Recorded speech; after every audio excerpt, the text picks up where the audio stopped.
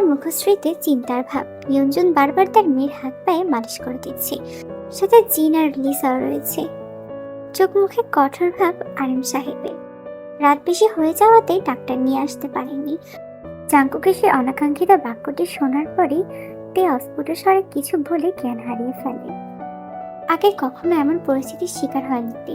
আজ এমন কথা শুনে নিজেকে আর ঠিক রাখতে পারেনি, তাও আবার কিনা নিজের ভালোবাসার মানুষের মুখের থেকে। খুব মনোযোগ দিয়ে তেকে পর্যবেক্ষণ করছে জাঙ্কুক। অনেক সময় পেরিয়ে গিয়েছে অথচ জ্ঞান ভাসছে না। সবাই বেশ চিন্তিত।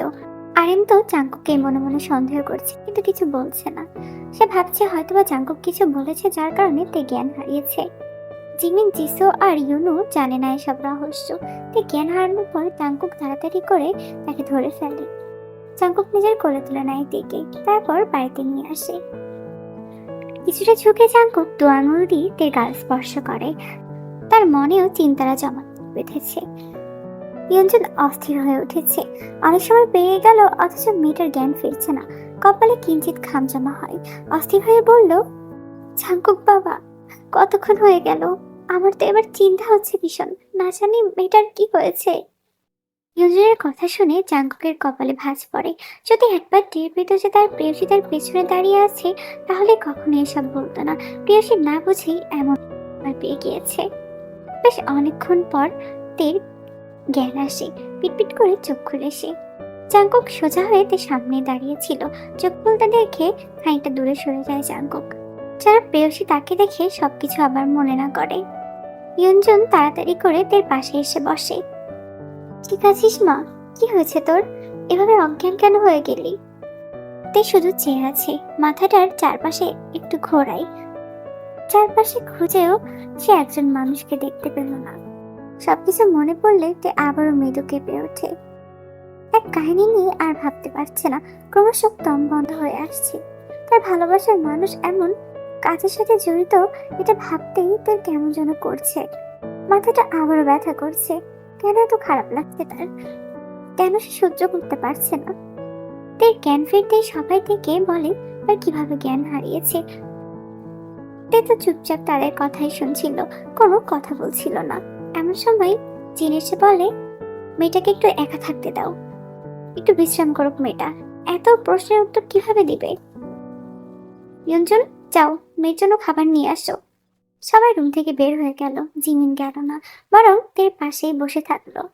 এর মধ্যে ইয়ঞ্জন এসে তেকে খাইয়ে দিতে থাকে। নিজের প্রতি এত অবহেলা কেন তে তোর? এখন তো খাইয়ে দিচ্ছে অসুস্থ বলে। ভাবিস না যে প্রতিবার এমন দিব। আমি তো জানি তোর শরীর দুর্বল হয়ে গিয়েছে, তাই জ্ঞান হারিয়েছিস। এভাবে চলতে থাকলে কি করে হবে তোর? এত করে বলেছি অন্তত খাওয়া দাওয়াটা ঠিক করে কর, তাও করিস না। নিরঞ্জন রুম থেকে চলে গেলে একা একা রুমে শুয়ে আছে তে। আগেই ভেবে নিয়েছে আজ জিমিন বা জিসু কারোর সাথে ঘুমোবে না। দুলাভাই জিহুককে বলবে তার সাথে ঘুমানোর জন্য। রাত ৩টা বাজে। চারপাশে শুনশান নীরবতা। গ্রাম অঞ্চলে রাতের বেলায় যেসব পোকামাকড়ের আওয়াজ শোনা যায়, সেগুলোর আওয়াজই ভেসে আসছে কানে। মধ্যরাতের বেলায় গ্রামের বেশিরভাগ মানুষই গভীর ঘুমে থাকে। শহরের মতো এত রাতে আর যানবাহনের শব্দ হয় না।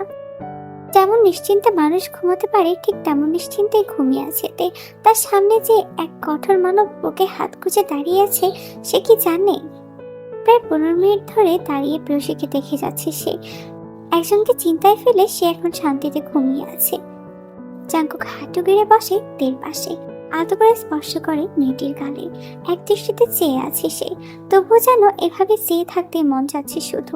নিজেকে নিয়ন্ত্রণ করে জাঙ্কুক, হাতগুলো সেখান থেকে এনে গুটিয়ে ফেলে। আমাকে ক্ষমা করো প্রেয়সী, নিজের জীবন রক্ষার্থে এমন কিছু করার জন্য বাধ্য হয়েছি। আমাকে যদি কেউ পৃথিবী থেকে সরানোর চেষ্টা করে, তবে আমার কি তা মেনে নেওয়া উচিত? এখন তো কোনো কথাই শুনতে পাচ্ছ না তুমি। ব্যাপার না, এই কথার জন্য হয়তো বা কিছুদিন অভিমান করে থাকবে, কথা বলবে না। তবে আমি তোমার অভিমান ঠিকই ভাঙিয়ে ছাড়বো প্রেয়সী। তোমার সাথে শেষ মুহূর্ত পর্যন্ত থেকে যাওয়ার প্রবল ইচ্ছা প্রেয়সী। সেজন্যই মানুষের পরিকল্পনার ব্যাঘাত ঘটিয়েছি প্রতিবার। তার গালে আলতো করে স্পর্শ করে যান, নিজেকে নিয়ন্ত্রণ করে রাখা দেয়।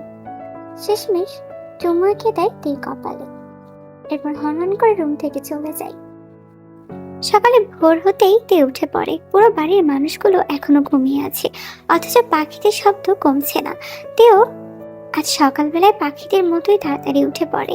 একবার ঘুম ভেঙে গেলে আর ঘুম আসে না তার। চোখের পাতা বারবার ঝাঁকড়ানোর ফলে ঘুম আসেনি, তাই আর অপেক্ষা করলো না। তেই রুম ছেড়ে বেরিয়ে আসলো। এদিকে জিনও ঘুমাননি, বাগানের একপাশে চেয়ারে বসে আছে। তার সাথে কেউ নেই, একাই বসে আছে বাগানে। তে সোজা জিনের সামনে এসে দাঁড়ায়। তিনি খানিকটা ভরকে যায় তেকে দেখে। সাত সকালে তে ঘুম থেকে উঠে পড়েছে। কাল না অসুস্থ ছিল ভীষণ? তে এত সকালে উঠেছিস কেন মা? এখন শরীর ঠিক আছে তোর? আর খারাপ লাগছে? মুচকি হাসে তে।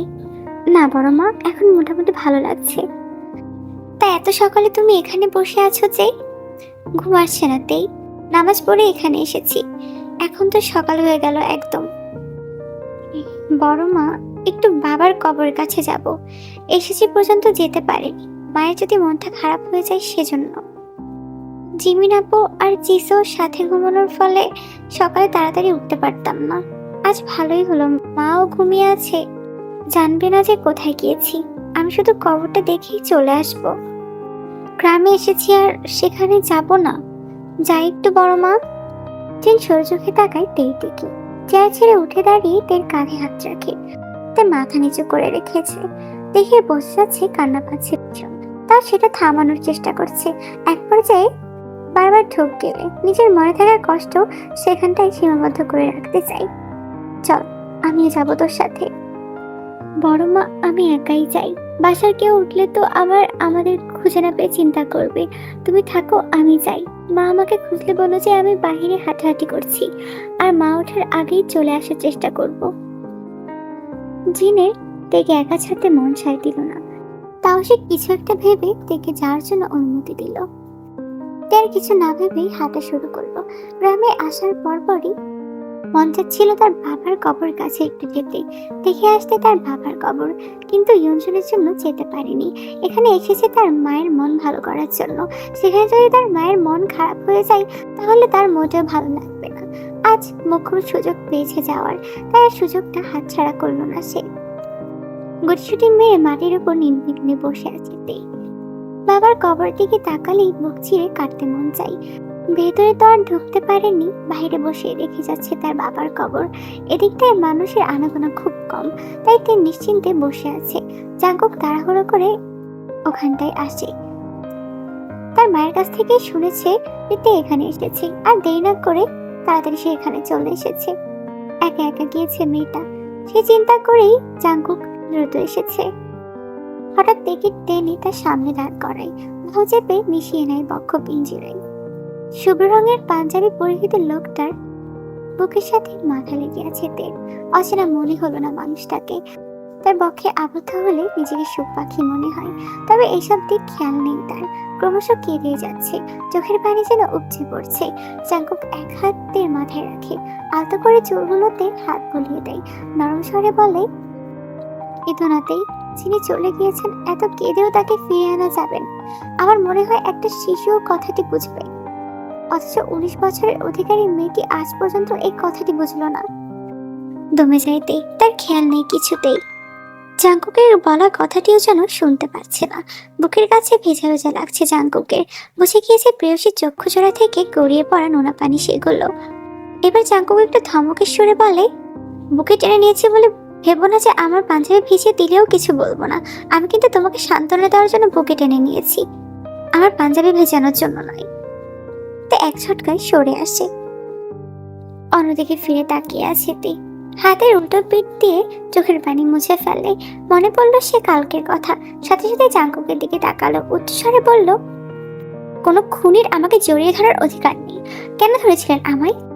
জাঙ্কুক গম্ভীর স্বরে বলল, তোমাকে ধরার অধিকারও একদিন তৈরি করে নিব তে। কথাটি শুনে যেন তের আরো রাগ হয়।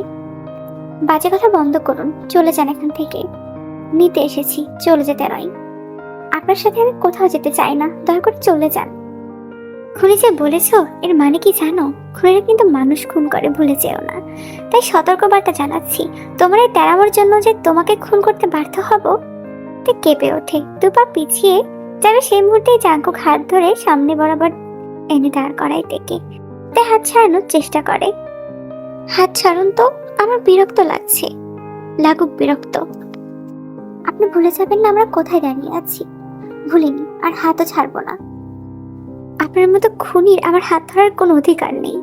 এই কথাটি ইচ্ছা করে জাঙ্কুককে বলে, যেন জাঙ্কুক কষ্ট পায়। তবে জাঙ্কুক তের কথাটি শুনে তের হাত শক্ত করে চেপে ধরে, তাতে দাঁত চেপে বলে, পরপর এই শব্দটি উচ্চারণ করবে না তে, যেটা জানো না সেটা নিয়ে কথা বলবে না।